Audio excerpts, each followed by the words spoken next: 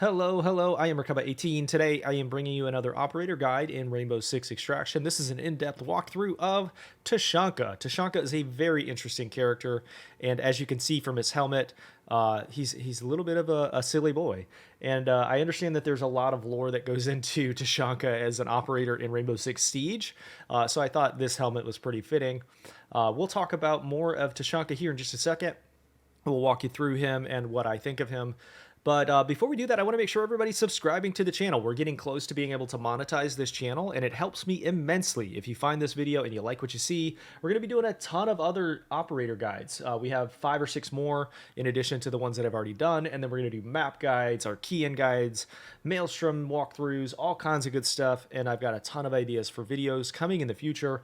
So please remember to hit that subscribe button and the live notifications for when the videos go up if you want to see those. Like the comment or like the videos and my comments in the video's description below, and make sure to check out the live Twitch channel for all kinds of shenanigans.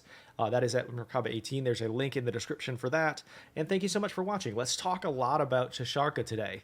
Tachanka is a very interesting character because he's a very niche operator. He is a mounted LMG, area control, area denial type of operator. He's a really good defender, but his operator style tends to be very niche, and I would suggest that he's somewhere middle of the road. I don't think he's one of the worst operators in the game.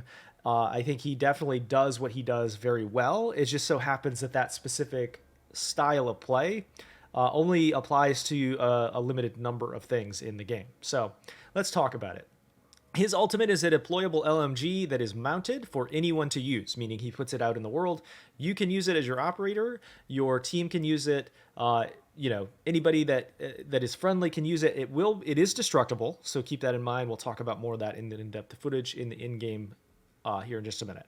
At level 2, you get an upgrade to the turret ammo capacity. It goes from I think 300 to 400, so a good increase there. At level 3, you get an arsenal update. You get the 9x19 VSN submachine gun. We'll talk about his loadout again in a minute. A bonus to his speed at level 4, 25% is a huge deal in this game. He is a little bit slower than the average operator, but he is also going to take less damage. We'll talk about more of that. Level 5, you get an enhanced reflexes, reload speed, aiming speed, and weapon swapping speed is increased by 35%. So this isn't quite as bad. In fact, I would much rather see this specific perk on, like, let's say IQ, the last video I did, than what she has, which is just more ammo. I would much rather have her have a reload speed increase, aiming speed, but this is what Tachanka gets, is increase to speed for reload, aiming speed, and weapon swapping speed. Really important as it relates to swapping in and out of his LMG. But it's also just, generally speaking, not one of the better perks in the game, in my opinion. It is sort of not quite as bad as IQs, but not quite as good as like Gear Up or Enhanced Revives, those kinds of things. At level 6, you get a secondary. His PMM is one of my favorite secondary guns in the game. We'll talk about why here in just a minute. At level 7, you get a really important update. Not only will he reload faster because of his enhanced reflexes, but now he will deploy the turret faster. His aiming speed on the turret and reloading speed is increased. Recoil reduction by 60%, increased damage, and impact power. So the turret is going to pack quite a punch, and we'll talk about more of that at level 10 here. The turret usefulness is only, it can be a little bit niche, but when it's out and it does its thing, it's definitely going to be one of the better guns in the entire game. Level 8, you get an increase to damage reduction by 40%. And especially paired with, like, for example, IQ, who only gets like a 10% increase, 40% is, I think, the biggest upgrade in the game. I don't think anyone else, maybe there are a few operators that get as much, but nobody gets more.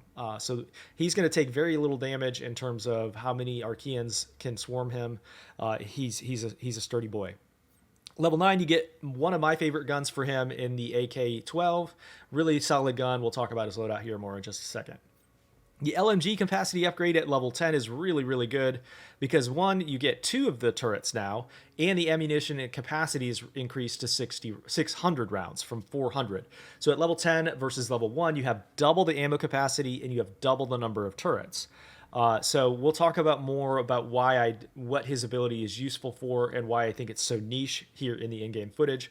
But just know his LMG is pretty great, and there's some advanced tips that I'll give you with how to use it and how to properly handle him as an operator. Let's talk about his loadout here for just a second. His primary gun is the Sash G12 shotgun, and you don't get another one until level 2 or 3, I think. And the Sash G is a shotgun. You know, it's a shotgun. So I don't like them. I don't tend to find them very useful. This tends to be one of the better ones, in my opinion, because it's fast firing, and it does a decent amount of damage. But if I had to choose between an SMG, an LMG, or a shotgun, you know I'm going with anything but the shotgun most of the time. So it's a pretty weak opening gun, in my opinion, as a personal preference. But at level 3, I believe it is, you get the 9x19, which is a decent option. You end up, it's a pretty low damage, moderate firing, but low recoil. It's got a quick reload speed. It feels good. It's a great like run and gun style option. I don't tend to use it just because I tend to use Tachanka as he's intended to be used, which is sort of as a defender. You don't want to be using a lot of frontline run and gun with Tachanka. You want to be sitting in a spot, holding a point, and defending your team. As it relates to that, I tend to use the AK-12. It's a good long-range gun, and it has a pretty decent recoil pattern. It does take some work to manage it, but the AK-12 with the max level scope, the vertical grip, you don't want to put a silencer on this gun because it will take most of the usefulness out of it, which is the highest damage gun that he has, in my opinion, other than his LMG, obviously. But this is what I tend to run with him, and so this is a great gun, but his guns tend to be sort of mediocre as it falls off from the AK-12. So, you know, these two guns can do specific things, but I don't think they're really great second options. You can make a case for the 9x9 if you like it, but I almost always run the AK-12 here. The PMM is one of the fastest firing pistols in the game. It packs quite a punch, even with a silencer on it. So I tend to almost always use this one.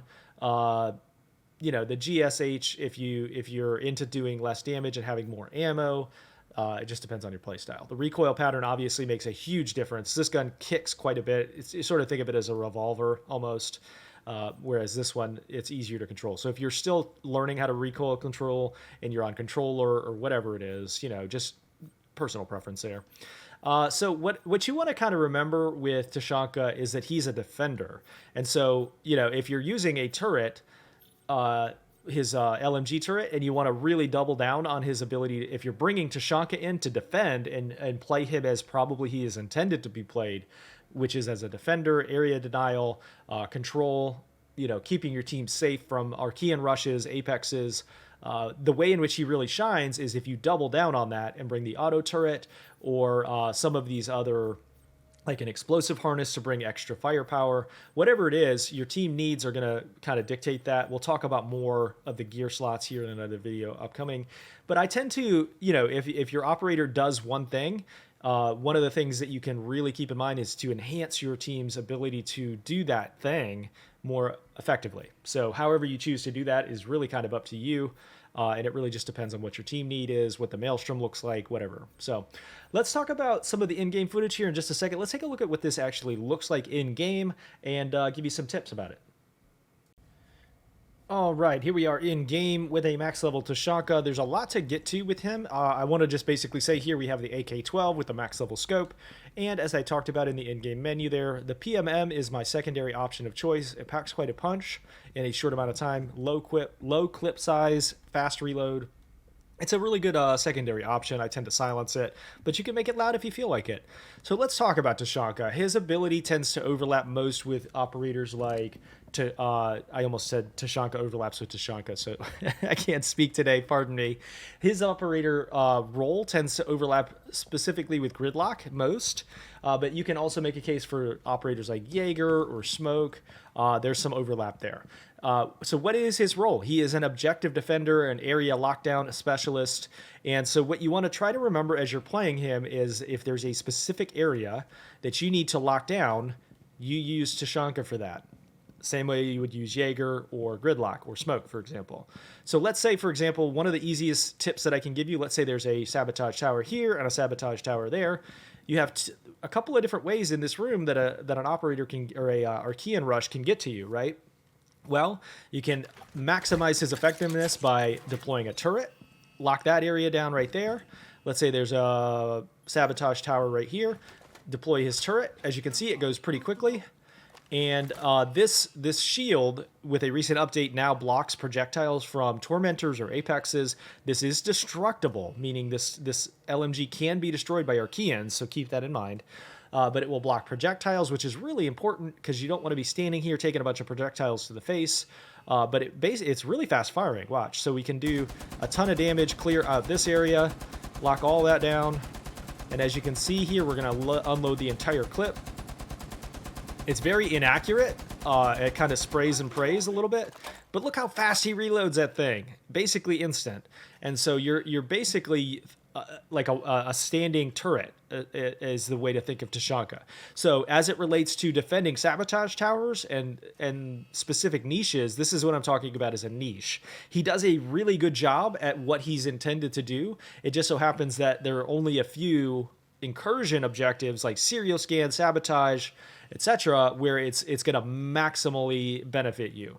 Now, having said that, you can also deploy a second one for your team. So now, not only have you locked this area down, your team can lock this area down and that area down.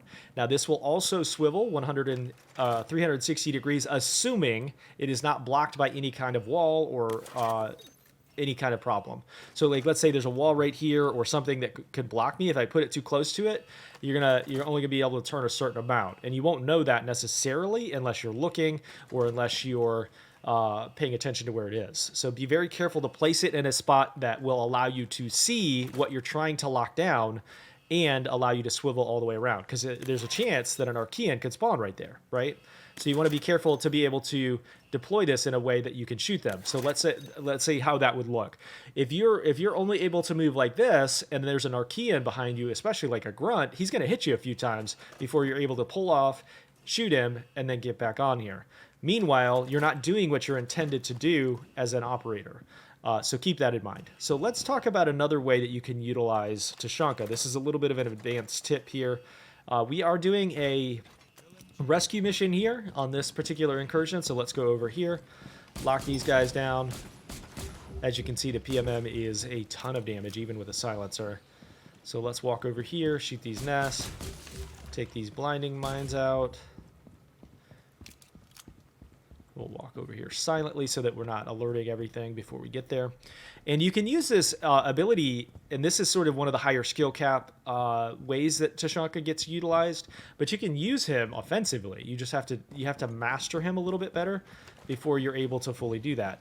So let's say there's a rescue target right here. Deploy this guy, use it, boom. All of these guys are gonna die before.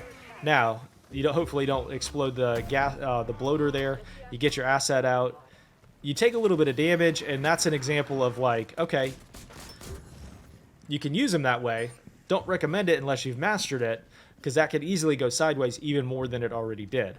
So that's also a demonstration of how niche Tachanka is. He takes a minute to be able to deploy that turret, and so you have to be very careful to be able to set him up for success in that regard. You don't want to just be running around placing turrets right in front of a bunch of Archaeans like I just did, unless you're sure that you can pull it off, because it's going to take a second and you're going to take some damage. Your rescue target's going to take some damage, etc. So he's got a very niche and specific style, and that niche is really good. Now, a couple of advanced tips here that I'll give you as it relates to his turret. This will do additional damage. It's probably going to do more damage than any gun. I think it does, in fact, do more damage than any gun in the game. There are a few alts, obviously, like grenades or fuses, grenades that will do more damage overall. But as it relates to a gun, this is the highest damage gun in the game. And it's going to, importantly, it's going to ignore carapace, which means it's going to melt apexes, it's going to melt tormentors. It's even going to do a ton of damage to smashers. There's a way in which you're not going to do the same amount of damage that you would if you, for example, shot a smasher in its weak spot, but it's going to ignore carapace and shoot through that. So keep that in mind as you're using it. He does a ton of damage. He does what he's supposed to do. It's just so much like for example, on an operation where you're doing biopsy, your ult is essentially minimally useful, and you want to be careful not to utilize this in a way that kills your biopsy target. So you have a turret, it's just not going to help you with every single objective.